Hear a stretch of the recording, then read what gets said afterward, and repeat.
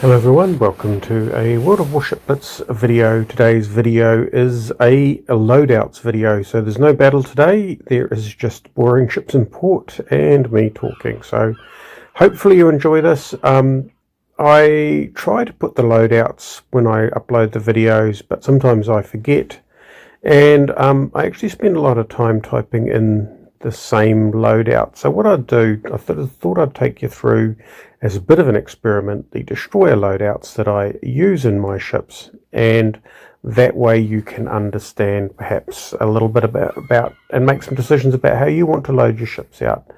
So I have a filter on. I have a filter on for tier 6, 7 and 8 destroyers. I mean, the ones that I have lower than that are well, they're more constrained. So essentially what I do is I sort of compromise or satisfy by taking what I can of this loadout and then and then filling it in with whatever's closest and available. So I have the Unshan up, and the Unshan is probably my default loadout. I have probably the most destroyers loaded out like this.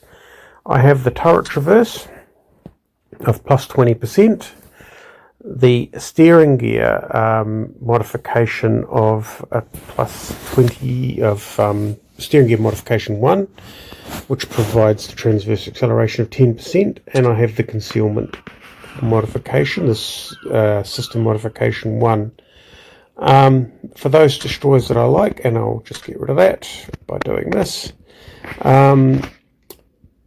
I get the historical camo as well. Now if you're not into historical camo, because I get the historical camo mainly for its improvement on surface detection, which I can't improve any other way. The traverse speed is nice, the main battery firing range is nice, the torpedo range is also pretty nice as well, but the surface detection is what I'm going for, because, well, having a bit of extra range isn't as good as getting a little bit closer in, or detecting other people first.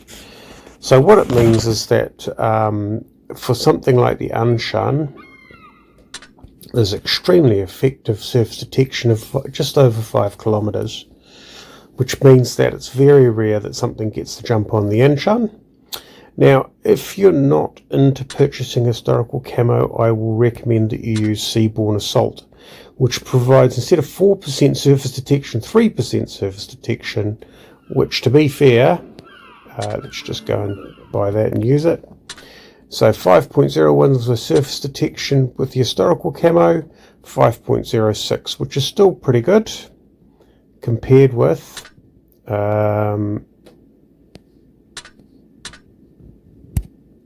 nothing, which is 5.24. So an extra couple of 500 meters is nice, but in the grand scheme of things isn't a lot.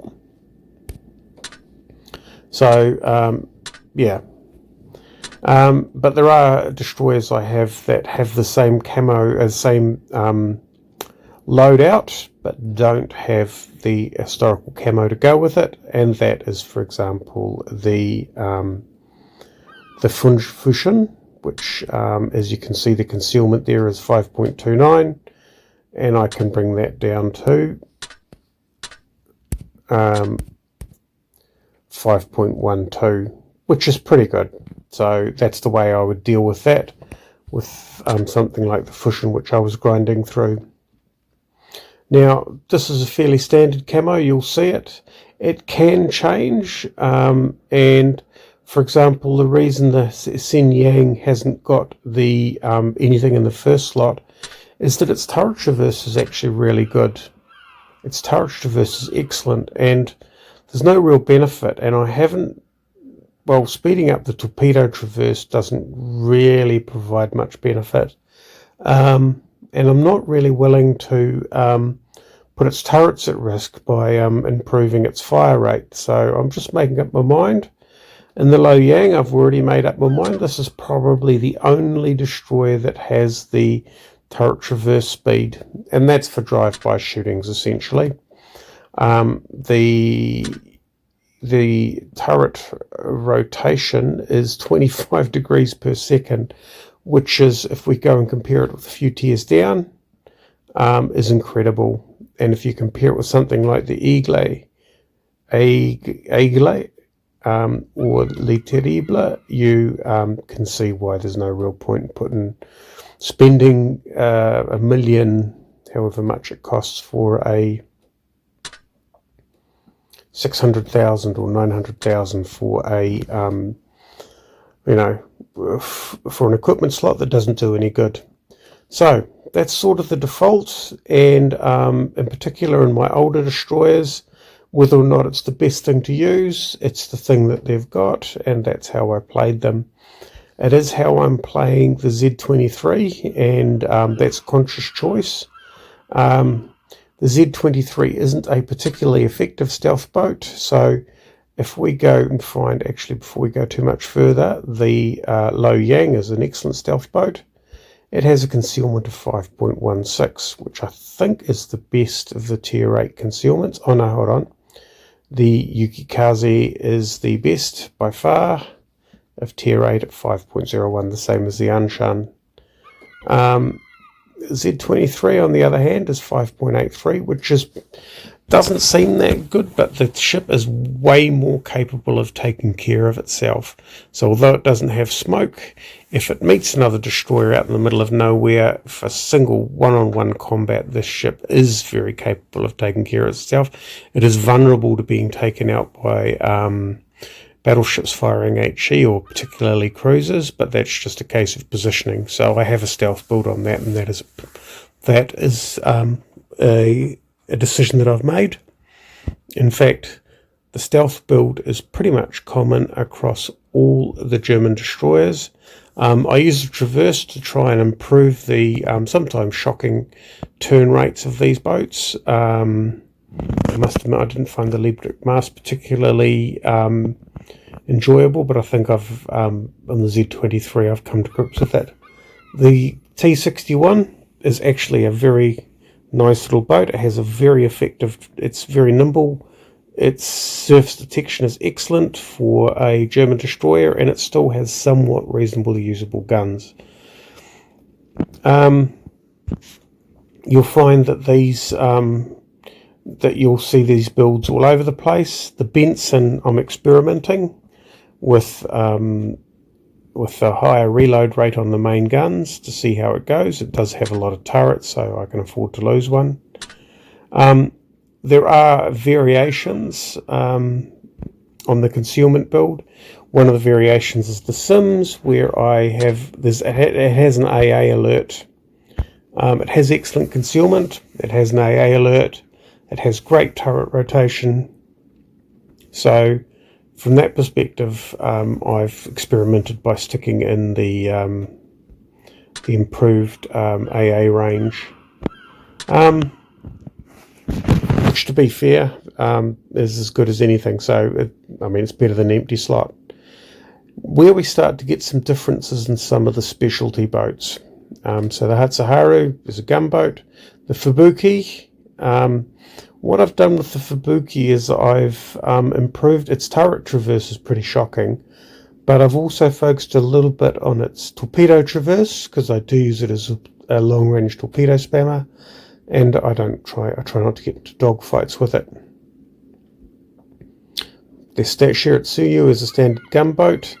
The Akatsuki, I've stepped back away from the torpedo traverse because most torpedoes are fired at long range.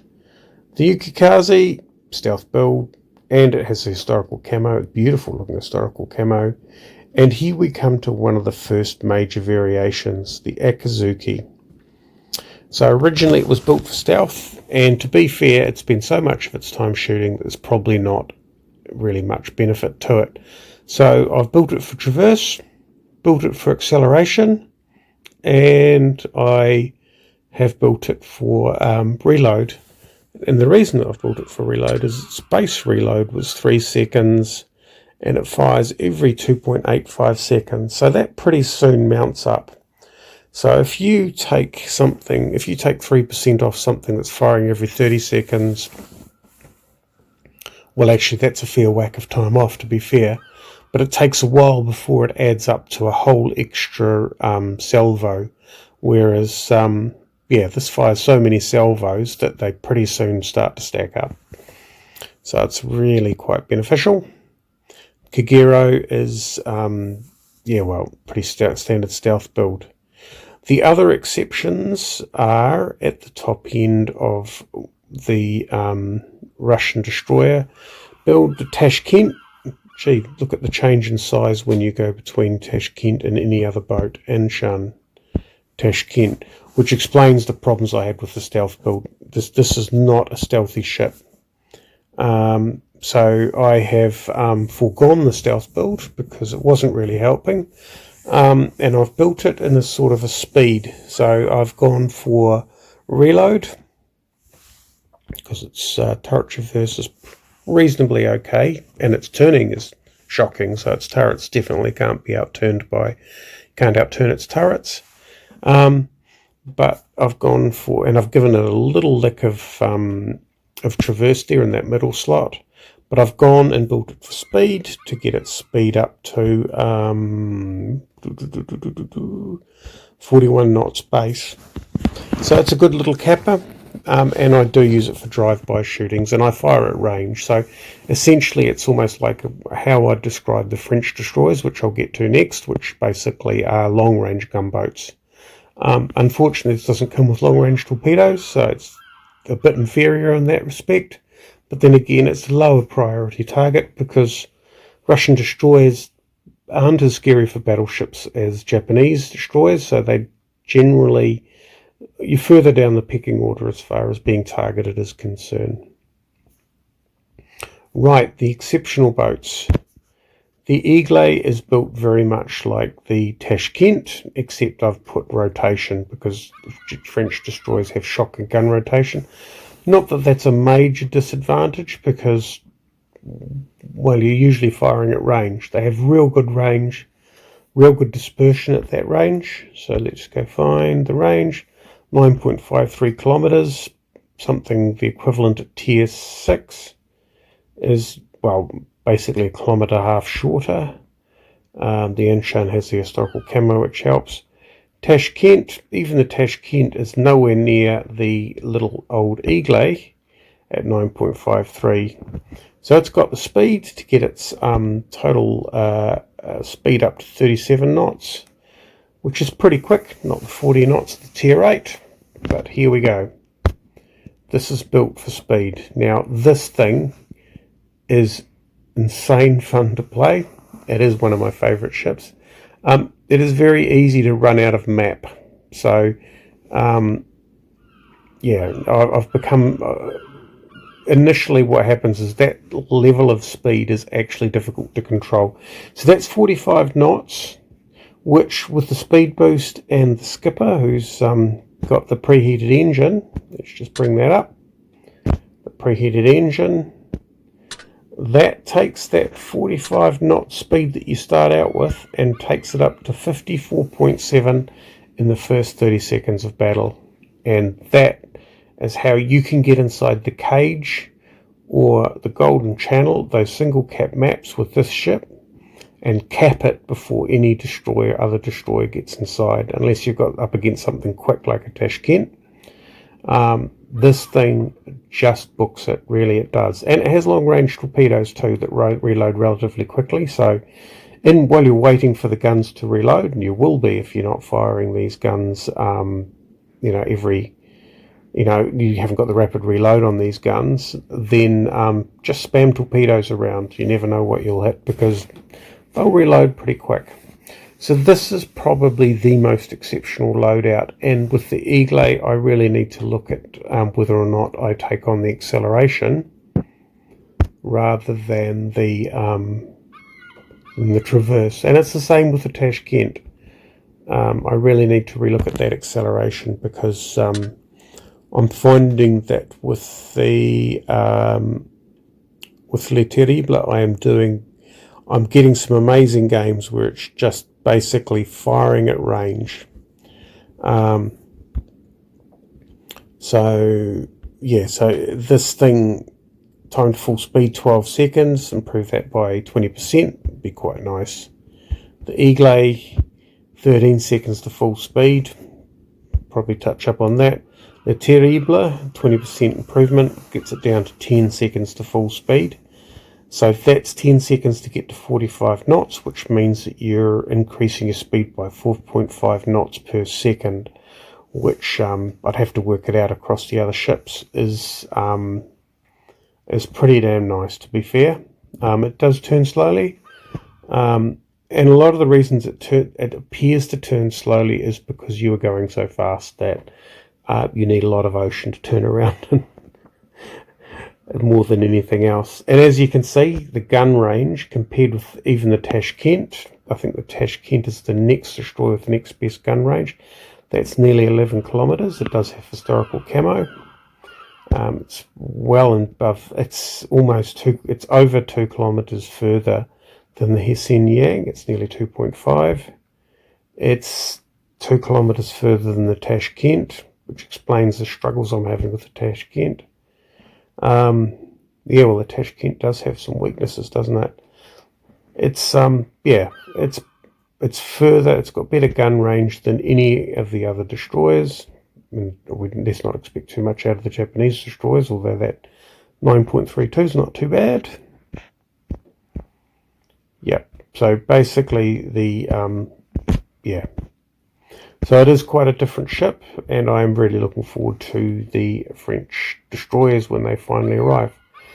Anyway, that is enough from me. I hope that's useful for you when you are selecting your equipments for your destroyers.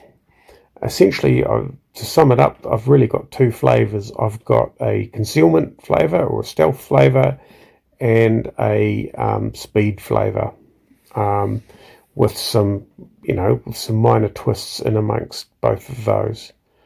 Anyway, I hope you found that useful. Thanks for watching, and we'll catch you next time.